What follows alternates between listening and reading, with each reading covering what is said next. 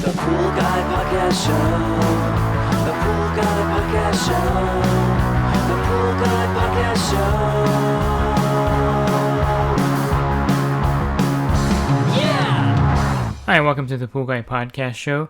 I'm joined today and all week by Rudy Stankowitz, and we're going to talk about various aspects in the pool industry. Mainly, we're going to talk about busting some of the myths or misbeliefs that are in the industry. But in this first podcast, we're going to talk mainly about using aluminum sulphate or Alum or Floc to lower the cyanuric acid level in your pool. Leslie's Pool Supplies is a proud partner of the Pool Guy Podcast Show. Leslie's Pool Supplies has been do-it-yourselfers and pool trade professionals' trusted partner since 1963, providing quality products and services to make pool care easy and solutions and expertise to do it right. So I'm joined by Rudy Stankowitz, and he does a lot of things. I'll let him introduce himself to you. That way you can get the full gambit of what he does in the industry. How you doing, Rudy? I'm doing good, David. How are you? Good. So I guess I'll just start talking about me then, because you paused. Yeah. Okay, we'll do that. Well, again, I'm Rudy Stankowitz. My company is Aquatic Facility Training and Consultants. I've been in the industry since 1991, so this April coming up will be 30 years for me. And like most people, I kind of fell into it. I don't know if you bleep things. I was going to say ass backwards, but butt backwards works. But in either case, it wasn't. I got out of the military, did not know how to transition my skills, and I was young and I needed a job, and looked around for a little bit and saw that there was a pool store hiring, and I went in and applied. I almost walked back out because I looked around and wasn't sure that was for me. Floats hung from the ceiling and all. But I like to eat, so I stayed. I filled out the application, and they offered me a position. Swore up and down I would keep looking. I ended up with that company for 10 years. Pool supplies. From there, I went into manufacturing. I worked for two different manufacturers in the pool industry. Started my own service company after that in North Central Florida, and I operated that for nearly 7 or 8 years before I left and went into education and consulting. And here I am now. Yeah, and so that's one of the main things that you're part of is the CPO course that you offer. And you want to explain to the audience what the CPO course is. A lot of pool guys don't even know what that means and why they should be certified and what your class offers them. Well, I do teach the CPO class. I teach some other classes as well. The CPO certification class, it provides a really, really good foundation for everything that we do in the industry. I'm going to say from A to Z, but it's a foundation. You don't leave the class an expert, but you do leave with a better platform on which to grow, which is fantastic. The course is required by, I believe, 26 states, the health departments in 26 states, and they require it in order for somebody to maintain, chemically treat, clean a commercial swimming pool, a public swimming pool. So it's not something that's required for residential pools, although a lot of residential service companies, guys and gals, the professionals there, do come and take the class for the education. Like I said, it goes from troubleshooting to chemical dosing, calculating gallonage, even through a bunch of safety stuff. And I like to mix it up a little bit and include a bunch of real life experiences in with the class. I have that background, so I think I can bring that to the table. And I do think that helps folks to relate a little bit better. And when I had my service company, it wasn't all commercial, it wasn't all residential. It was pretty much a 50-50 mix. So I did get my hands wet, no pun, well, a little bit of a pun. I did get my hands wet on both ends. So I do field questions from that angle well. And like I said, I do like to bring that into the class. The other thing I like to do, non-COVID times, is a lot of hands-on in the classes. There's a lot of poolside, there's a lot of pump room. I try to teach as much as I can at the pool. I like to talk about filters standing in front of one, not looking at a PowerPoint. I like to talk about the pump standing in front of one, feeders, ORP, all of those things where you can actually see it, touch it, feel it, that type of thing. Now, Since the pandemic has come through and we've moved to an online platform, I've had to readjust. I'm one of those teachers that moves around a lot. So for me to sit in front of a camera, even like we're doing now, it took some education in getting here. It took a retraining of myself to get to this point without me trying to stand up and walk away from the front of the screen. But I have been teaching the classes now 100% online since the pandemic has occurred, which is good and bad. It's not, there's not obviously not as much hands-on, although a lot of the chemistry experiments that I would do in class with pool chemicals and all relating to pool chemistry, I can still do those. But it does also broaden my market, my audience, because now I can teach folks in your area. I can teach folks in the Northeast. I have students from Europe, Asia, South America that now sit in class. And before, to get to those folks, they would have to fly me out there, which I've done in each of those locations. It's just this is instead of a private class for maybe 30 people, now the individual in Germany can jump on board, take the class if they want to, instead of having to have 30 friends and then cover the cost of flying someone out. So there is that. I was going to say real quick before you continue, you think after this pandemic's over, are they going to allow CPO classes to stay online? I think so, but it's going to vary state to state is what it's going to come down to. Right now, pretty much every state allows the online CPO certification with the exception of Montana. Okay, and you were talking about certification. I sorry to interrupt you there. That's okay. So they don't allow it, but everybody else does at this point in time. But there are some of the states have put an expiration date on the time in which they'll allow it. So for example, Georgia was initially approved up until October 1st of this year, which was yesterday now, but they've extended it now out until April of next year. So I don't know if they'll extend it again, or they're just going to say in April of next year, that's it. It's all face-to-face right now. Florida has approved it forever. So rolling forward in Florida, that's something that definitely can continue.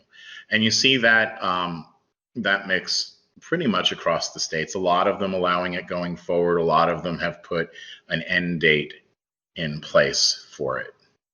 Okay. And so you wanted to give out your information so people that are interested in jumping on right now? I'm easy to find. I actually shifted some things around. I know I had a bunch of nice long URLs that were hard to remember and took a lot of typing. That's what you do.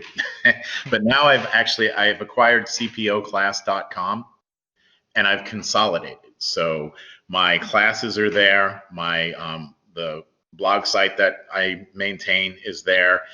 Pretty much everything is right there, nice and easy to get to. It's CPOclass.com. So it's also easy to remember. So I have that. Of course, everybody's always welcome to reach me on LinkedIn. It's just my name, R. Stankowitz at LinkedIn. Or you can get me on our Facebook group. We have the Facebook group Talking Pools, which is easy to find also. So just search for Talking Pools in your search bar on Facebook, find the group, join. It's a great place to talk about a lot of stuff. We have a lot of cool things going on in there. I like to think we're not your typical Facebook group. Not that there's anything wrong with any of the others. They're all fantastic, but we actually do experiments out in the field and we test different products or different methods and try to prove different means of chemical filtration, etc., out in the field. So we don't, for example, and I know you mentioned this earlier, one of the things we've been doing is we've right now been running trials with aluminum sulphate on its ability to lower cyanuric acid. So last summer, not this past one, the year prior, I wanted to see if we could come up with a way to drop cyanuric acid chemically. And one of the things that I happen to have and that I'm very familiar with, that I used for quite some time, is alum, aluminum sulphate. And that's the main ingredient in the chemical that most people know as Floc. With this chemical, the main reason I had used it in the past was for the green to clean scenario. right? I did it a lot with foreclosures and bank-owned properties back in 2008, 2009, in that last recession.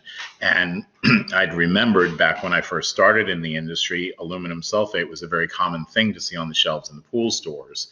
Then the blue liquid stuff, the water clarifier came in, and it kind of pushed the alum off the shelf because most folks would think that alum was overkill.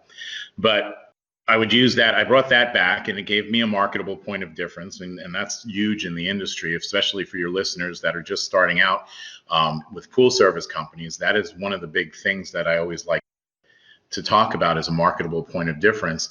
I would go in and compete head to head with the drain and fill guys, except with me, if the realtor went with me and my bid, we didn't have to drain the pool. What I would do is I would treat it chemically, drop everything out, and then a slow vac to waste. And I would go in at the same price. I would spend maybe an hour and a half on site. They would spend whatever, the greater part of a day or two. And the realtors loved me because they didn't have to pay for water on top of it. So anyway, so I happen to have this. And I decided to experiment with it a little bit. Different pH, different water temperature, different quantities. And I actually got to the point where I was able to drop the cyanuric acid level of 3 pools by 50%, which doesn't bring it to 0. But if you're at 100 and you want to bring it down to 50% without draining it, that would be great. I don't by any means consider success in 3 pools as being proven. Not by any means.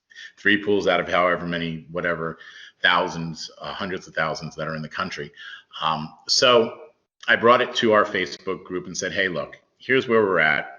I'm not funded. I don't do this because I get paid to look at alum or anything. I just want to make the industry better. I want to give the folks that are out there more tools to help them do their job, to make their routes a little quicker, a little bit safer, make their businesses a little bit more profitable. So I put this out to the group and I said, hey, look, this is what I found, but I need folks to help me test it. So what's been going on since that point is different folks throughout the group, not hundreds of them, but I'll say dozens, when they get a pool that has cyanuric acid, now they've been treating it with alum, and then they've been reporting back their results. And of course, they're going with the quantity that I spoke about, which is actually the same quantity used at water treatment centers. At 100 parts per million of alum is basically what we use, and the same quantity there. And that's the, as they pull the water from the reservoir before they treat it further, they treat it with alum, basically for the same reasons, that I used in the foreclosures. It just really drops out everything, including crypto, arsenic, even phosphates, alum will take out. So anyway, we started using it for that, and so far all of the results have been very positive. Folks coming back, and on average it looks like the drop is going to be 50%. Temperatures above 90 degrees, I think the percentage was a little bit lower, so the sweet spot seems to be between 70 and 90 degrees. pH at 7.0, and we've been having some pretty good luck with that. So what was the formula that you, as far as size of the pool, how much of the Floc do you use? We started going in, and this is one of those things too. If you have folks that are listening and they're not prepared to handle removing aluminum sulfate, or what it is, it's aluminum hydroxide, which forms when you add alum to the water, and it's the metallic hydroxide that settles everything out, but it does settle it out in a thick sludge. So what I would say is that if you're not prepared, vacuum that out to waste properly, usually requiring, your own vac pump, not through somebody's filter system, that type of thing. I wouldn't take it on. But the dose we would use is 8.33 pounds per 10,000 gallons of water. Okay, that's a lot of Floc. It is a lot of Floc, but one of the things, and I know right now we're thinking in our heads, well, that 2-pound container they sell in the pool store is $20. This is a lot of money. But what we did was we, through distribution, started bringing in aluminum sulfate that was earmarked for water treatment centers. And I was buying 50-pound bags for $25. So 8 pounds all of a sudden really isn't that much anymore, and at least cost-wise. So the cost in chemicals is going to be less than $10, if you can get your distributor to bring that in. If you're using the 2-pound containers of Floc, it's going to be expensive. The same thing if you're buying online instead of local, should always buy local. But if you're buying online instead of local, you're going to get hammered on freight because it's a heavy product. So there's that cost as well. Yeah, so I mean, the draining of a pool is a lot of customers are so opposed to it. I'm not exactly sure how this happened. I think it's mainly because it's not something that's commonly promoted.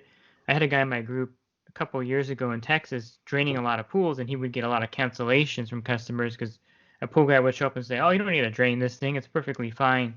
And I think this, of course, I tried the bioactive stuff, and that's really hit and miss, more miss than hit.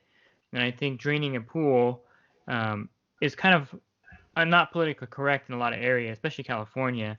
And you draining a pool here is your neighbors look at you like you're some kind of anti-environmentalist, you know. And so I think this is a great option. And if you get the aluminum sulfate at that bulk price, you can promote this as a way to do it. But is there like a chemical process that this actually happens, or? Well, we think there is. Again, I'm a pool guy. I'm not a chemist. So as far as my ability to look at things under a microscope, it's limited. But just before we jump into that, California is one of the reasons why we started looking into it. Obviously, people would rather swim in water than chemicals. So drain and fill, starting out fresh, is always a great option unless you can't. And sometimes on the West Coast, you guys do face water restrictions, and we face that throughout the country as well for different reasons. And this is when that would be a great option.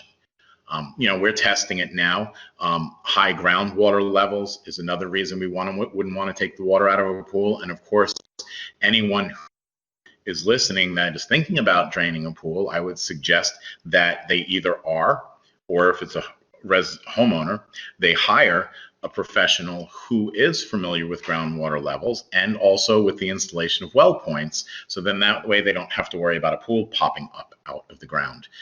Now, back to your question with the alum, what we think is happening, obviously, I don't think the cyanuric acid is getting caught in the metallic hydroxide that's dropping everything out to the bottom. We don't think that's what's occurring. Although a lot of stuff does get caught up in that, like we said, phosphates and crypto, giardia, and all the algae and muck drops that out. But in this case, what I think is happening is I think we're actually creating a new compound that's fairly insoluble that may be getting caught up in that metallic hydroxide, because there are a lot of aluminum compounds that are not soluble. And I think this might be similar. And I think what we're actually creating, similar to copper cyanurate not being soluble and settling out, I think we're actually creating some form of aluminum cyanurate, which is somewhat insoluble, and that's how we're able to drop it out. And the copper cyanurate that you mentioned is that purple dusting you see when copper and high cyanuric acid levels combine. We used to call that purple haze back in the day. It would form little reddish purple blotchy stains about the pool, but if you actually looked at it under a microscope, they kind of almost look like amethyst, like the gem. And that's really, really difficult to get off of a pool when that does occur. I have another story on that if you have time for it. Yeah, I was going to say, so, cyanuric does bond with other things. That makes sense that it would have some kind of reaction. Well, we've known for years that we could actually use melamine to pull cyanuric acid from solution. And that's pretty much exactly the way our test for cyanuric acid works. If we're using a visual determination test, the one that makes the water cloudy where you look for the dot, that test solution is melamine. And when melamine comes in contact with cyanuric acid, it forms a new compound, melamine cyanurate, which is insoluble. And the more cyanuric acid you have, the more melamine cyanurate you get. And when you have insoluble objects in water, they make the water cloudy. So that's exactly how that one test works. It's just by, just a different complex, basically. Yeah, and so you mentioned that you had a story about the purple dusting. Since we're talking about cyanuric acid, and this is a big thing in the industry now, especially with the tablet shortage coming up and the overuse of cyanuric acid in a lot of areas, I think, just by the fact that that's how we do things. It's hard to maintain a pool in the hot regions, Arizona, California, Texas, without using tablets. It becomes without some kind of system besides that. So the high cyanuric acid, of course, is something that we deal with here in California and the West Coast and probably Florida to some extent. So what were you going to say about that, the dusting? Well, back and forth, you come up with a lot of great topics. You really do. Automation is the key in that scenario, but it's expensive and it's not something that homeowners are used to. So the folks that are out there selling automation, they're going to have less problems with cyanuric acid because they do have a cal hypo delivery system, a bleach delivery system, or even your saltwater pools delivering chlorine through any of those methods are not increasing the cyanuric acid levels. And looking at a tablet shortage, those are also viable options there. I was going to say, so copper cyanurate, we know about it in swimming pools. We know what causes it. You have a high cyanuric acid level and you have a high copper level. You get this new compound, copper cyanurate, which is insoluble and it precipitates out, and you get this crystal-like staining, the blotchy staining all over the pool. So a couple of years ago, there was these researchers. They were in Peru, up on the side of a mountain. And what they find is these little purple crystals under bat guano, bat poop, basically what it is. So they take it back to their lab and they go through all the spectrographic what have yous to figure out what the compounds are. And pretty much dead on copper cyanurate. So they call it joanamite. You can find it, it's searchable, joanamite in Peru. And I can only theorize that there must have been some natural copper, right, in the mountain on the side, in the crack in the rock. And the bat guano, we know that cyanuric acid is produced through heat degradation of urea. So I can only assume that it had a certain level of urea, and either over years and years and years, or through fermentation, or through the sun beating on it, it heated up, degraded, became cyanuric acid. Then with the copper, and what you get is copper cyanurate on the side of a mountain in Peru, and they're looking at it as a new discovery. However, we've been growing it in poorly maintained pools for decades. So that's out there. But yeah, so I thought it was kind of interesting because it is pretty much spot on the same that we have there. It's funny. They just have to come to California and look at half a dozen pools here, and they'll find that we discovered it 20 years ago, Yeah. So I hate to take their claim to fame away from them, but they weren't the first with that joanamite thing. I think your thing about lowering the cyanuric acid with the aluminum sulfate is something that's going to revolutionize this time when we're, again, I'll go back to that trichlor shortage. I hope so, because I know we've been looking for a means to chemically lower cyanuric acid for a long, long time. One of the benefits, or one of the things about aluminum that's cool, is because it does form that aluminum hydroxide that settles on the bottom of the floor and you vacuum it to waste, is it's not leaving a high level of aluminum in the water. See, that's another thing that we're doing so far when we're out there, if it's done correctly, which is another reason why, if we're not familiar with it, we shouldn't just wing it. Mm-hmm. But if it's done correctly, what we're finding is that the residual aluminum left in the water is pretty much nil, which is great because that's where we want it. Our goal is not to introduce a new metal into the water that stays there. So it does, it is a little picky in the method that you added, but it's not like rocket scientists, so it is possible. But I would suggest that before somebody just pick it up on their own, take a look at my site. I have an article on it in cpoclass.com, or jump into Talking Pools group and just say, hey, how do you do this stuff? Then a bunch of the folks who've already gone through it and have done it can walk somebody through it. And I'd rather see somebody do it that way than just toss it in and cross their fingers. I hope you found this podcast interesting, and you'll stay tuned for the other 4 parts in the series. In the other 4 parts, we're going to be talking about myths in the industry and unpacking some of the common myths that you may have heard or learned in the industry. So you can join me for those parts. If you're looking for the other parts in the series, you go to my website, swimmingpoollearning.com, click on the podcast show icon. This will take you to the list of the podcasts that I recorded recently, and you're going to see the 5 podcasts that I recorded with Rudy listed there, with this one here, along with the other podcasts. You can find Rudy Stankowitz's website, where he offers his online CPO classes, also a CPO practice test, and also his advanced chemistry class by going to cpoclass.com. Again, that's cpoclass.com. You can also find his Facebook group by typing in Talking Pools on Facebook. And if you're just starting out or you want to enhance your business, definitely check out my coaching program at poolguycoaching.com. Thanks for listening to this podcast. Have a great rest of your week, and God bless. Leslie's Pool Supplies has been do-it-yourselfers and pool trade professionals' trusted partner since 1963, providing quality products and services to make pool care easy and solutions and expertise to do it right.